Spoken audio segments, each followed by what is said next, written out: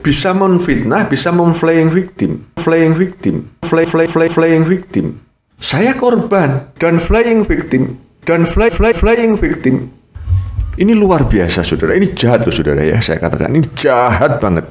Siapa yang tahu alamatnya Andi Tunggal, saya kasih 5 juta dan saya akan gesek lehernya. Halal darahnya. Saya ini korban, apalagi itu flying victim, flying victim. Ya, catat halal darahnya. Pertama saya ini korban. Loh, ini kan flying victim. Flying victim. Saya korban. Tapi saya juga yang dituduh. Yang tahu alamatnya Andre, saya kasih 5 juta. Dan saya cari ketemu, saya nggak banyak ngomong, saya gesek lehernya. Terus habis itu, setelah dia memflaying victim saya, dia tuduh agama saya, ya kan? Wah, pokoknya saya nggak mau balas, saya terlalu pusing. Saya hanya mau memperingatkan kepada Rudy Layar Teknologi. Ya. Jika dalam waktu 7 hari mulai sampai saat ini, Anda tidak memberi atau minta maaf kepada umat Islam, saya menyerukan ya, kepada seluruh mujahid yang ada, cari Rudy sampai dapat. Jadi kan ini kan dibalik, saya yang korban, tapi saya yang dituduh, saya yang disalahkan. Ini kan konyol. Ini kan namanya maling teriak maling. Loh, malingnya dia kok. Saya dituduh maling kembali. Ini kan konyol, saudara. Kan konyol. Kalau saya jujur, saya apa adanya, hitam putih. Ya, saya nggak bisa bersandiwara, saya nggak bisa. Saya juga menyadari itu berlebihan. Ya itu gaya saya. Kalau dari gaya saya mengandung resiko, saya siap. Ular tidak akan pernah menjadi merpati.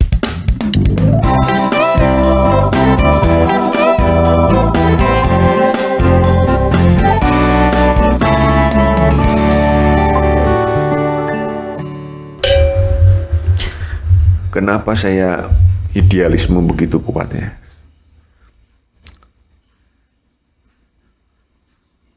Saya ini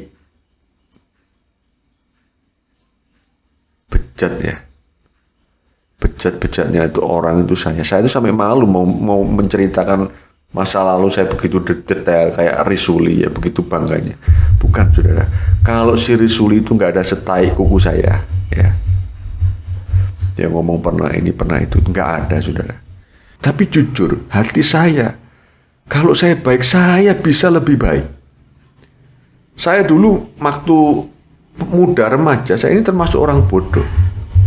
Kalau saya memperjuangkan teman itu sampai bisa berkelahi, bisa sampai baca orang, saudara. Maaf ya, ini saya ungkapkan sedikit biar tahu mungkin kurang lebihnya.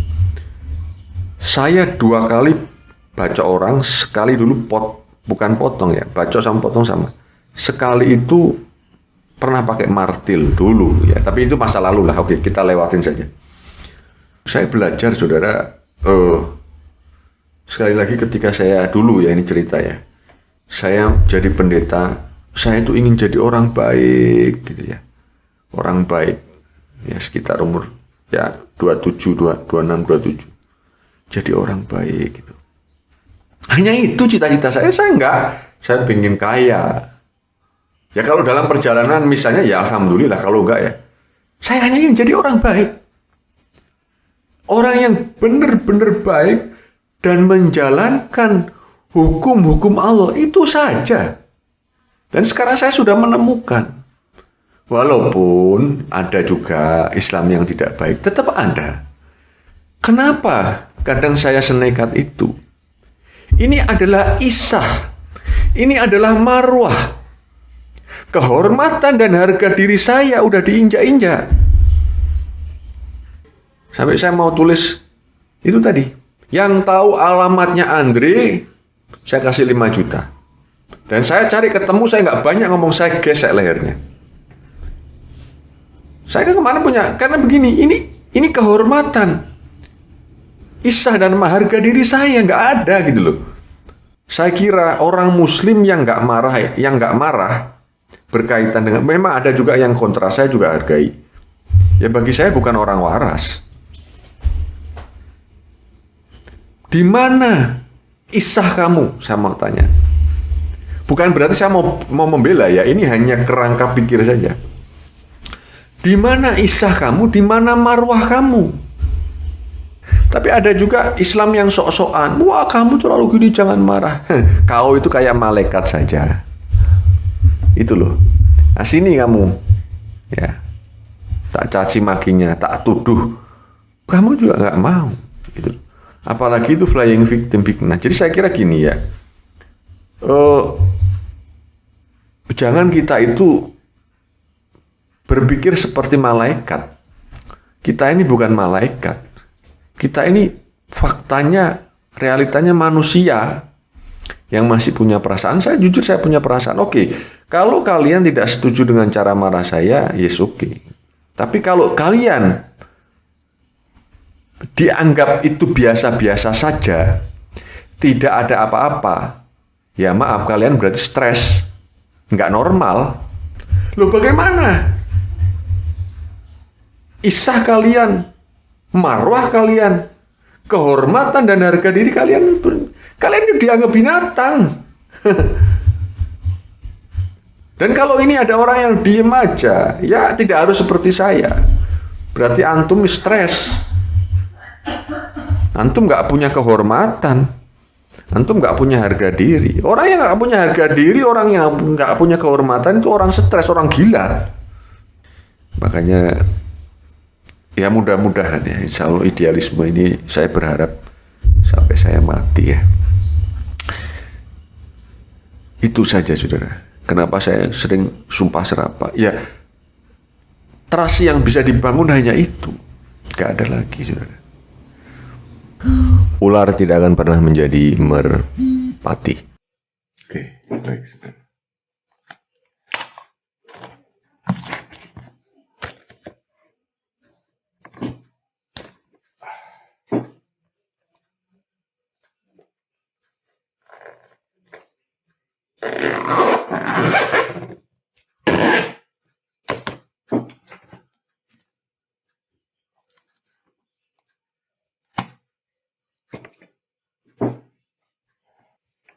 Oke, saya eksperimenkan saja sebenarnya ya. Apakah ketika kitab ini saya tempel di pantat, ya, dalam sebulan saya akan mati? Kita tes ya, dalam 1 bulan.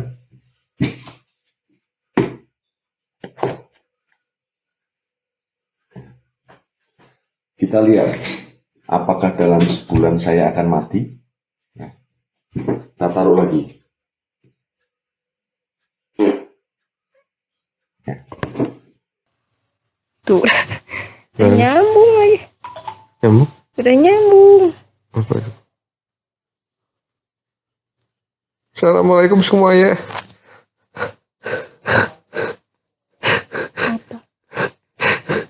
Allahu Akbar.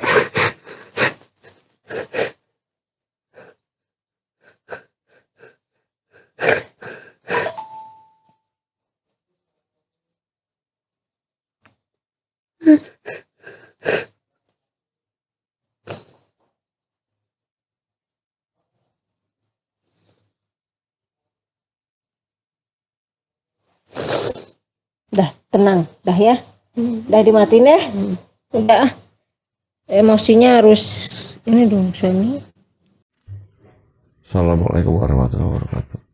Teman-teman semua. Saya jujur sebetulnya sangat kecewa ya sama teman-teman yang khususnya Ustadz ya. Saya bel berhari-hari, tidak ada yang merespon satupun. Kita ini masih saudara seukhuwah. Bagaimana? Akhirnya saya ngambil pendeta. Malah lebih gampang ngambil pendeta daripada ngambil ustadz. Catat ya ini ya. Saya sangat kecewa, benar-benar sangat kecewa lah sama saudara-saudara muslim. Khususnya ustadz-ustadz ya. Terus apa yang mau kita andalkan untuk kita mau berdakwah itu nggak ada. Egoisme yang ada, egoisme. Keangkuhan hidup yang ada. Nggak bakal kita mau menang melawan mereka. Istri saya sampai kecewa. Di sini ada saksinya, bukan saya sendiri. Ada Pak Asep di sini yang nemeni berhari-hari. Mana care-nya, mana kepeduliannya, dimintain doa aja nggak bisa, apalagi dimintain duit. Misalnya ini, anak ini minta doa, bukan minta yang lain-lain. Sebegitunya kalian ya. Anak sangat kecewa.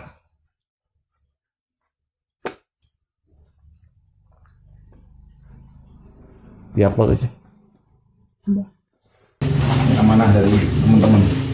Kalau kemarin 10 ini 9. Ya kan? Nah. Halo semua. Kita sudah mendengar bagaimana Agustan menyebut istilah Playing victim. Setahu saya, istilah yang benar adalah playing victim. Dengan huruf P, bukan dengan huruf F. Kenapa Agustan menyebut Playing victim. kita tidak tahu secara pasti. Mungkin karena Agustan memang kurang mengerti bahasa Inggris? Atau mungkin karena Agustan sudah berubah menjadi orang Arab dan mengikuti Allah SWT, sehingga tidak bisa ngomong P. Sebenarnya, ini sebuah pertanyaan menggelitik yang mungkin belum ada yang mempertanyakan. Apakah Allah SWT bisa ngomong P? Jika bisa, buktinya apa? Kenyataannya tidak ada huruf P di dalam bahasa Arab. Jika tidak bisa, kenapa ngomong P aja, Allah tidak bisa? Nah, pada video ini, kita tidak membahas apakah Allah SWT bisa ngomong P atau tidak. Kita membahas Playing victim. yang Agustan katakan. Pertama kita mulai dari playing victim dulu ya. Playing victim adalah bahasa Inggris yang artinya bermain korban. Pada dasarnya, playing victim atau bermain korban ini adalah perilaku manusia yang suka memposisikan diri sendiri sebagai korban dan melemparkan kesalahan kepada orang lain. Ciri-ciri perilaku bermain korban adalah suka menyalahkan siapapun dan apapun, kecuali dirinya sendiri. Sering mengasihani diri sendiri dan merasa bahwa dirinya tidak bisa melakukan apa-apa untuk menyelesaikan masalah. Merasa hidupnya menderita, tidak bahagia, dan tidak suka jika ada yang berkata bahwa hidupnya enak. Hanya memikirkan diri sendiri, gampang frustasi, dan marah. Gampang tersinggung, merasa disudutkan, merasa diserang, terutama jika mendapatkan kritik. Fokus mencari apa atau siapa yang salah, tanpa peduli dengan solusi. Suka memanipulasi dan memutarbalikkan kenyataan, supaya mendapatkan simpati dari orang lain. Penyebab orang bermain korban, adalah supaya dirinya tidak disalahkan, menghindari tanggung jawab, dan dengan demikian, dirinya bisa mendapatkan beberapa hal, yang dianggap sebagai keuntungan. Di antaranya, mendapatkan pembenaran atas perbuatan yang dia lakukan. Terhindar dari kemarahan atau hukuman, tidak perlu bertanggung jawab atau memperbaiki kesalahan, dan mendapatkan belas kasihan dari orang lain. Akibat dari orang yang bermain korban, adalah hidupnya tidak pernah bahagia, dan lingkungannya akan hancur. Dia hanya akan melihat dan mengingat hal negatif atau yang buruk atas segala sesuatu yang terjadi. Selain itu, dia akan menyalahkan dan menghancurkan orang-orang yang berada di dekatnya. Jadi, orang-orang yang bermain korban ini adalah salah satu jenis manusia yang paling menderita di dunia.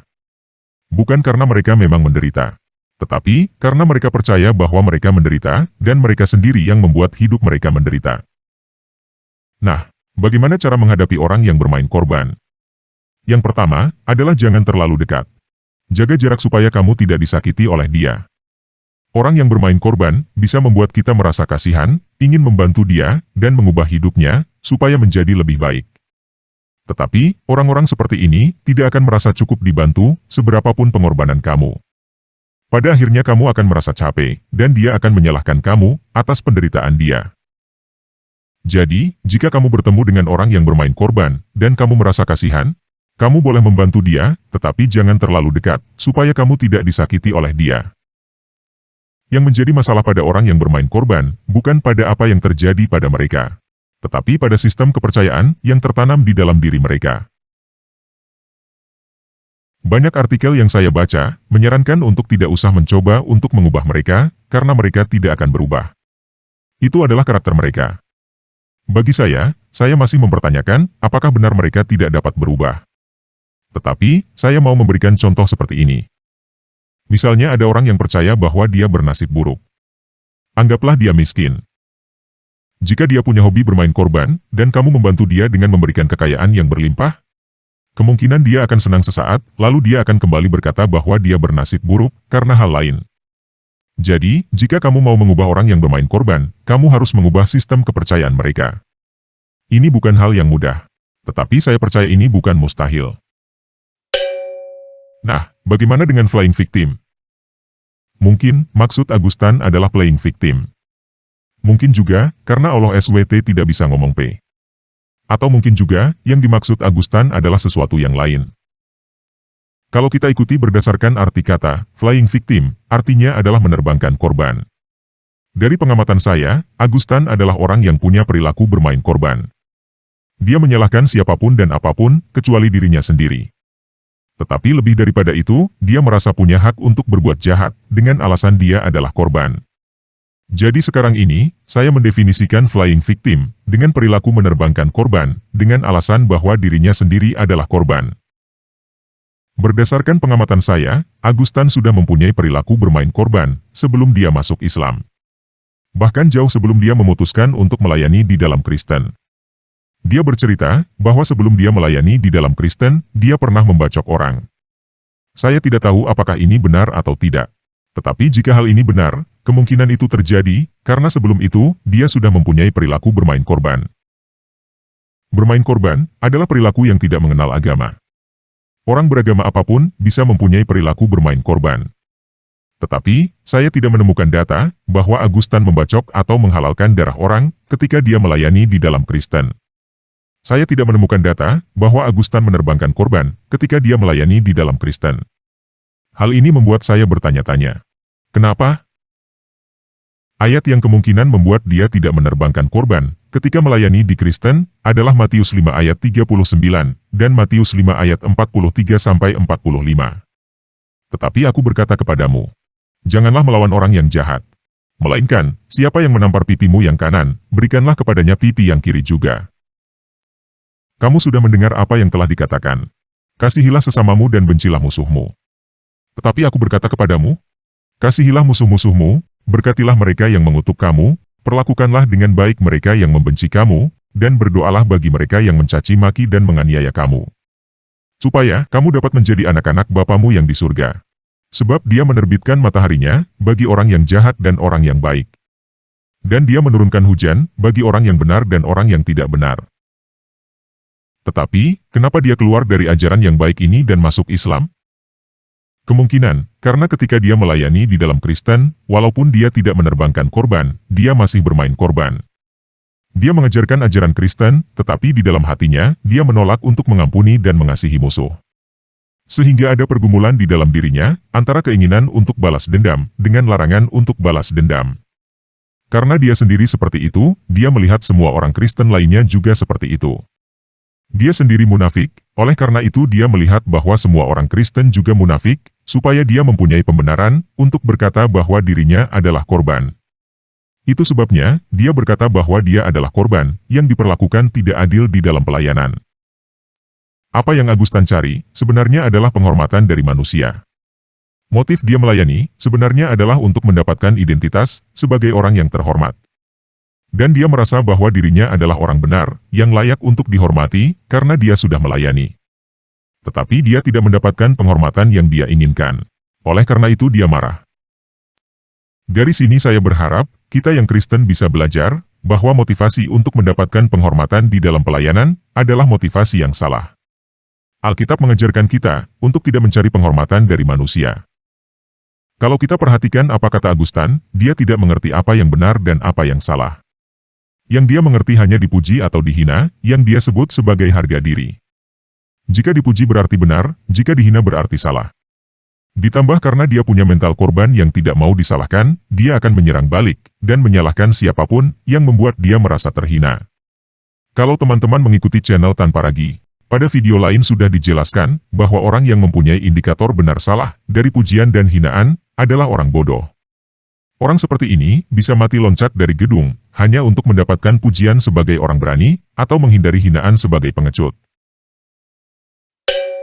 Nah, kenapa dia masuk Islam? Yang pertama, karena tidak ada perintah untuk mengasihi musuh di dalam Islam. Yang kedua, ada pembenaran untuk melakukan balas dendam, di dalam Al-Quran Surah 16 ayat 126. Jika kamu membalas, balaslah dengan dalam kurung balasan yang sama, dengan siksaan yang ditimpakan kepadamu.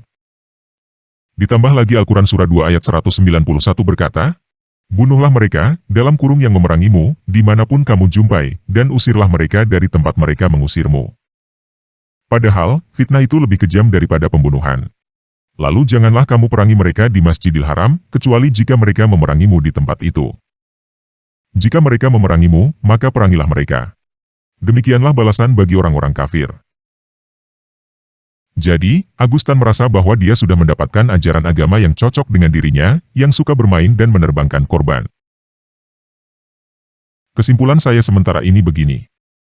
Kalau kamu suka bermain dan menerbangkan korban, Islam adalah agama yang cocok untuk kamu.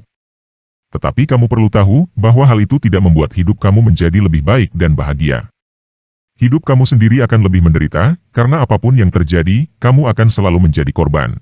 Dan kamu akan membuat orang-orang di sekeliling kamu ikut menderita karena perbuatan kamu. Kita bisa lihat apa yang akhirnya terjadi kepada Agustan. Dia terkena stroke.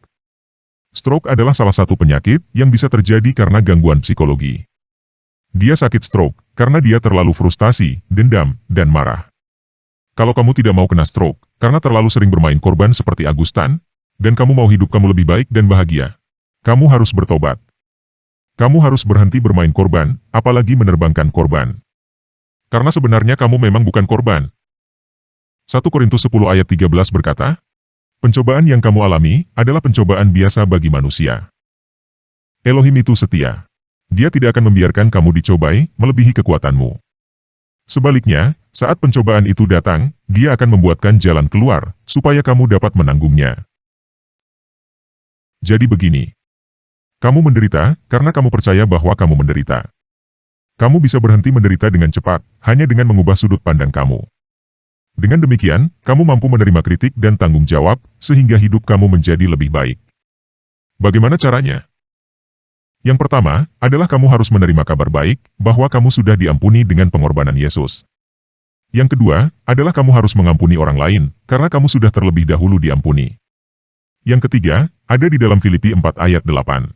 Akhirnya saudara-saudaraku, segala yang benar, segala yang mulia, segala yang adil, segala yang murni, segala yang menyenangkan, segala yang baik untuk didengar, segala kebajikan, dan segala yang patut dipuji, pikirkanlah semua itu.